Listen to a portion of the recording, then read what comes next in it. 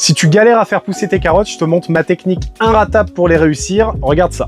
Du coup, à l'aide d'une fourche, d'une bêche, d'une grelinette ou de tout autre outil que tu viens aérer une ligne. C'est l'endroit où on va semer les carottes et il faut qu'elles puissent se développer correctement en profondeur. Une fois que mon sol est aéré, je prends mon râteau et je mets le tout bien à plat. Une fois que le sol est bien droit, il ne me reste plus qu'à tracer les sillons. Ici, j'utilise un ori-ori, mais tu peux utiliser n'importe quel type d'outil. Et quand tes sillons sont prêts, il te reste plus qu'à sélectionner tes carottes. Ici, c'est de la nantaise améliorée et j'en mets sur ma ligne de 16 mètres. Ici, on est en sol argileux et tu vas voir que ça fonctionne très bien. Et la partie la plus importante, surtout si tu as une terre argileuse, c'est celle-ci. L'utilisation d'un tamis. Je mets de la terre à l'intérieur et je referme mon sillon en tamisant. C'est super important pour que tes carottes puissent germer correctement et franchement, avec cette technique, tu ne peux pas te rater, c'est impossible. Là, on peut voir que les sillons sont correctement refermés avec une terre très fine. Un petit coup d'arrosage pour faire germer le tout. Je maintiens la terre humide pendant une semaine et c'est parti. On peut voir que une semaine plus tard, toute ma ligne de carottes a bien germé. Alors évidemment, j'avais mis la blinde de graines pour que ce soit bien visible en vidéo, mais bien sûr, je vais éclaircir, c'est-à-dire que je vais enlever le surplus. Voilà, là, tu as réussi la partie la plus compliquée dans la gestion des carottes, le semis. Et pour l'entretien des carottes, je te montrerai ça bientôt.